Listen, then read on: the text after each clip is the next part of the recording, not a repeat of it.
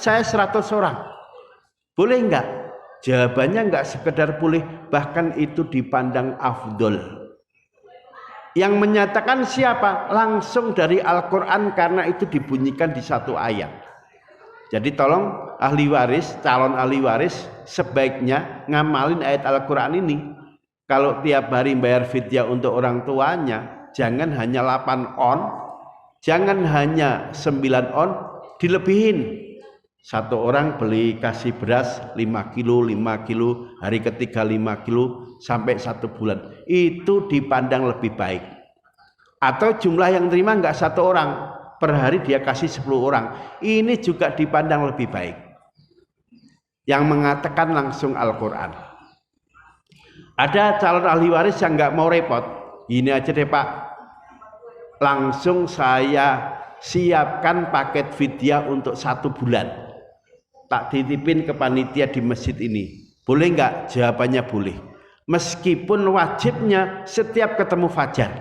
Tapi ini sejak tanggal 1 Ramadan sudah disiapkan untuk 30 hari.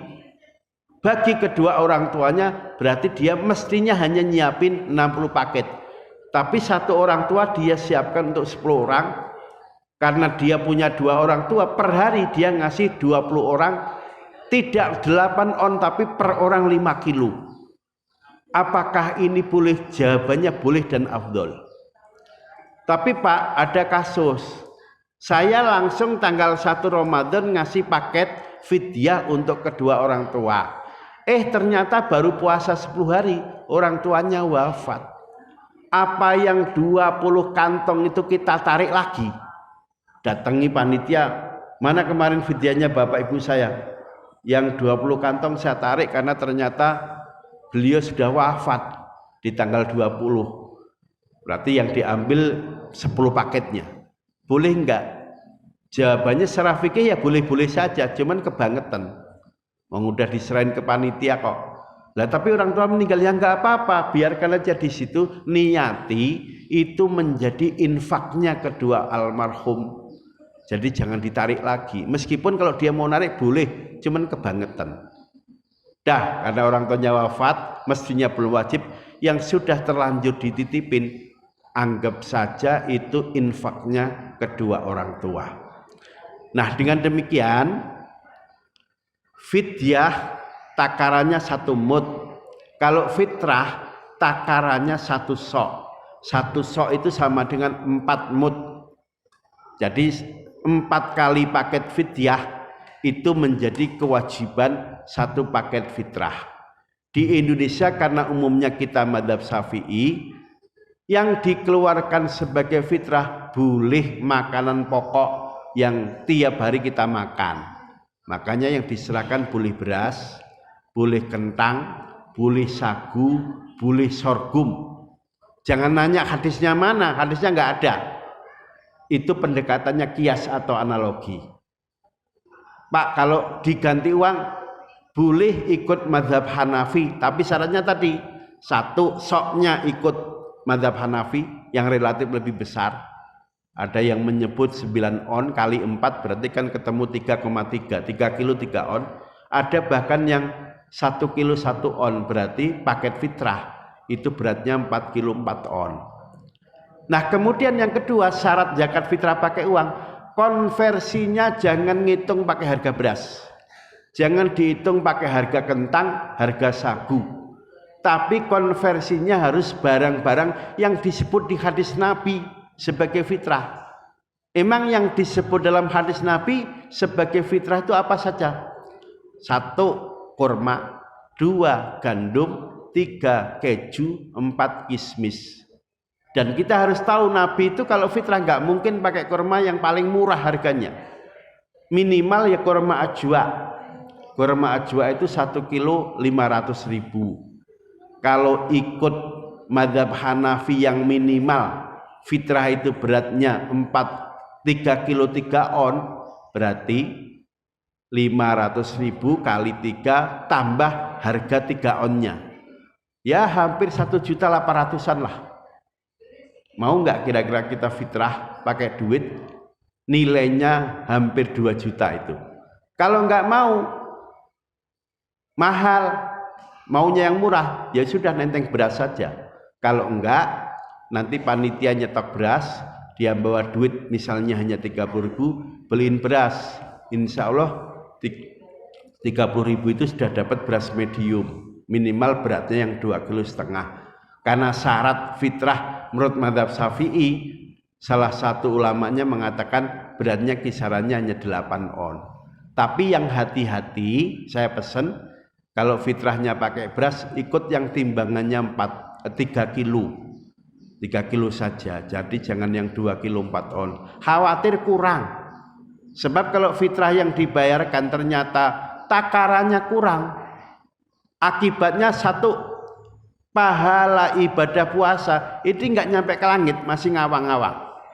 Jadi fitrah yang kita bayarkan itu fungsinya untuk mendorong pahala puasa kita biar segera diterima Allah, kemudian dikembalikan kepada soimin, kepada orang yang puasa. Yang kedua, fitrah yang kita bayarkan tujuannya untuk membantu orang-orang miskin biar pas lebaran mereka bisa makan dengan layak, nggak bingung hari ini mau makan apa. Jadi tujuannya itu. Nah, dengan demikian sekali lagi, begitu kita punya orang tua, jangan lupa mereka wajib mengeluarkan fidyah kalau puasa nggak sanggup. Begitu kita selesai mengerjakan puasa, wajib membayar fitrah. Opsinya ketika membayar fitrah, boleh pakai makanan pokok, boleh pakai bahan makanan yang dimakan Nabi. Kalau dikonversi pakai uang, syaratnya harus ikut mazhab Hanafi dari sisi takaran dan dari sisi konversi harga makanan yang disebut Nabi. Jadi sekarang jangan sekali-kali bayar fitrah 25.000, 30.000, 40.000. Kenapa? Diperhitungkan takaran segitu itu masih kurang. Jadi kalau fitrahnya mau pakai uang minimal 55.000. Ini hasil kajian Komisi Fatwa Majelis Ulama Indonesia Provinsi DKI Jakarta. Sekarang ini penjelasannya, barangkali ada yang kurang jelas, kurang paham, saya persilahkan untuk barangkali ada yang mau nanya. Ada pertanyaan? Iya, silakan Pak. Assalamualaikum warahmatullahi wabarakatuh. Waalaikumsalam warahmatullahi wabarakatuh. Yang saya tanyakan Pak, tadi mengenai konversi kita dengan uang Pak. Setahu kami Pak, di Indonesia itu atau di tempat kami itu konversinya itu termasuk dengan memakai nilai beras Pak. Nah, jika panitia menetapkan konversinya dengan harga nilai beras, bagaimana hukumnya Pak? Supaya kita bayarkan Pak, apakah itu sah atau tidak? Ini itu saja Pak. Terima kasih. Ya. Memang masih banyak yang membuat edaran untuk takaran fitrah pakai uang, itu konversinya pakai beras. Sepanjang saya mempelajari ilmu perbandingan madhab, pendapat itu tidak bisa dipertanggungjawabkan secara disiplin ilmu perbandingan madhab. Saya nulis buku cuman lupa mau tak bawa tadi, tentang hukum dan pedoman zakat fitrah pakai uang.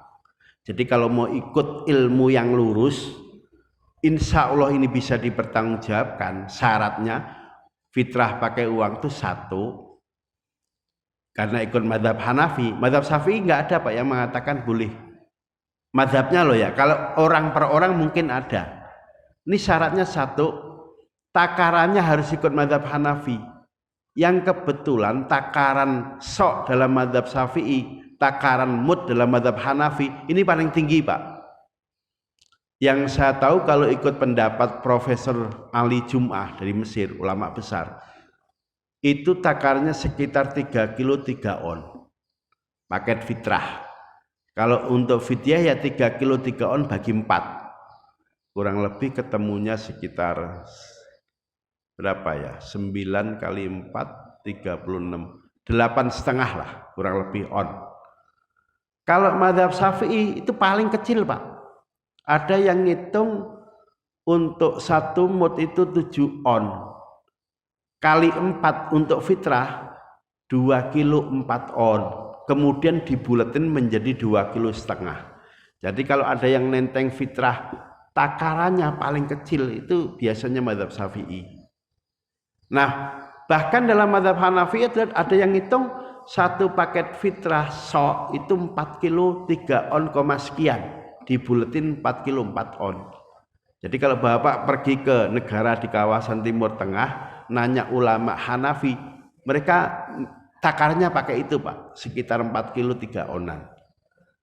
Nah, yang kedua dalam mazhab Hanafi itu, fidyah atau fitrah yang dikeluarkan harus barang-barang yang disebut di hadis. Istilah untuk menyebut barang yang disebut hadis itu namanya mansus, al-mansus.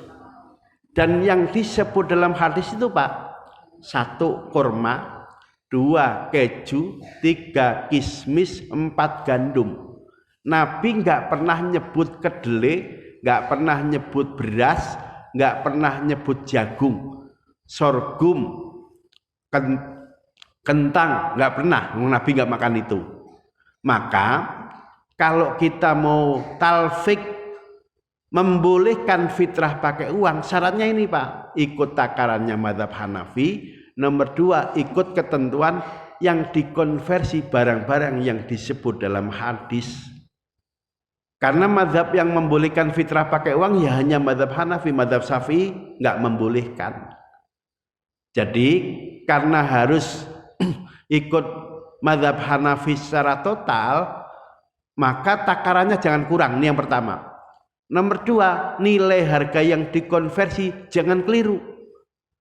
Yang dikonversi harga beras, loh padahal Nabi nggak pernah nyebut beras. Ini menjadi persoalan kata mazhab Hanafi.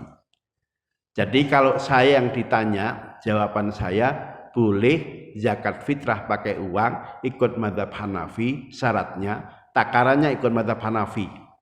Yang kedua, harga yang dikonversi harus juga ikut mazhab Hanafi. Jangan kemudian belok ikut mazhab Syafi'i, akhirnya nggak ketemu. Akhirnya kita terjebak milih yang ringan-ringan yang itu tidak difatwakan oleh mazhab Hanafi. Seperti itu. Bapak boleh nanti kirim ke saya WA alamat, bukunya tak paketin. Saya nulis buku, atau bisa dicari di Google. Ketik nama saya Fuad Thohari, thread hukum dan pedoman zakat fitrah dengan uang. Karena saya pernah nulis di jurnal Pak. Di satu jurnal diterbitkan salah satu kampus di NTB. Dan saya tanggung jawab karena saya berani nulis. Kalau mau membantah pendapat saya silahkan ditulis, nanti saya pelajari. Ini namanya berpikir akademik, nggak ngawur, nggak ngotot-ngototan, memang bisa diuji. Caranya begitu. Jadi biar aman, sekali lagi, kalau fitrahnya pakai uang, berarti orang itu sudah ninggalin mazhab Syafi'i, pindah ke mazhab Hanafi. Begitu pindah ke mazhab Hanafi harus total, menyangkut takaran soknya dan menyangkut jenis barang yang dikonversi. Kalau tiba-tiba takarannya ikut Syafi'i, mazhab Syafi'i, yang dikonversi juga beras, ini